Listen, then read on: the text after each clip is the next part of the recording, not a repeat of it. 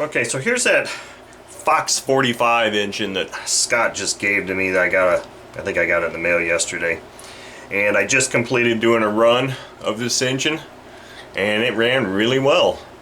Let me show you here. It's a ringed engine. You can see it's very difficult to see that ring because it's not darkened at all.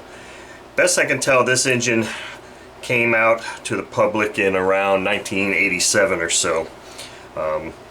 So it's a pretty old vintage engine. This one is in excellent shape.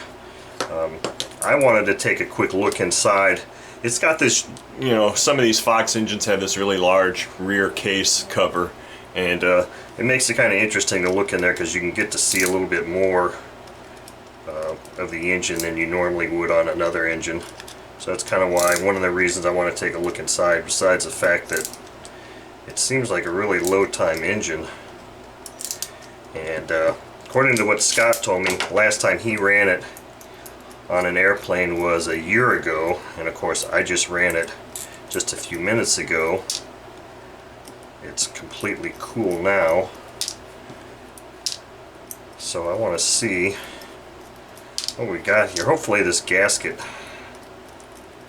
doesn't break in the process, because I don't know that I have another one on hand. I might. Okay, good, no gasket breakage. Alright, here's a look inside. Yeah, zoom in here a bit more. Thing looks really damn nice.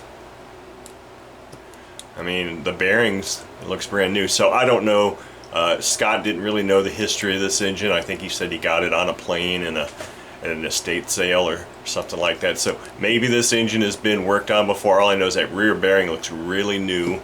And if you look, you can see the side of the piston through these ports. And it doesn't look like it's carboned up really at all.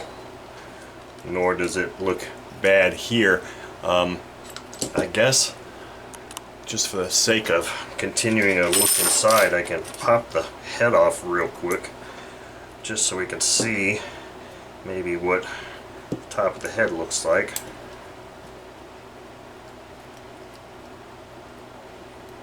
Okay, interesting. I forgot about this. So it's got a button plug here, which is kind of interesting. I completely forgot about that being a design feature of this engine. So yeah, I don't know. I mean, take a look at the top of that piston. Doesn't look like there's a whole lot of carbon buildup on it. And typically two-strokes will build up carbon on the top of the piston a lot faster than a four-stroke engine will. So I don't know. It's a mystery.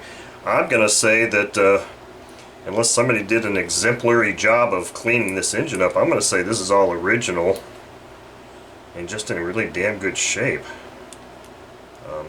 I don't really have any way to say anything other. Here's something interesting. Hopefully you can see that. I think I see the piston gap. Right, I don't know if my camera's gonna like that. Right next to that port side there. I don't know if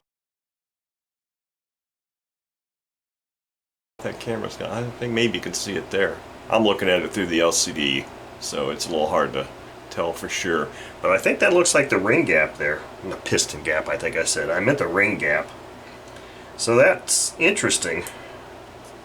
But yeah, this engine's in pretty fantastic shape, Scott. So this one's a cool one. Now the only knock I've got on these Fox 45 engines, and my other one is exactly the same way, is that I'm not sure how this throttle arm is tightened here, because like I can do this and it's not continuously opening the throttle, it's just moving this throttle arm, and it's not like there's really a nut there to tighten that thing down again. So I don't really understand that.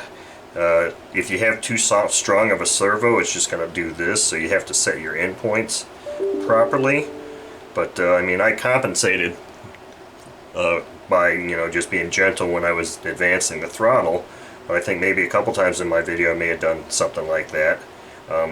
But I don't understand how they actually secure this thing, because even my other one does the same damn thing. It's kind of frustrating, but this is a really cool engine, and it looks like a really low runtime one too. So thank you all for watching, and thank you, Scott, for giving this awesome gift to me.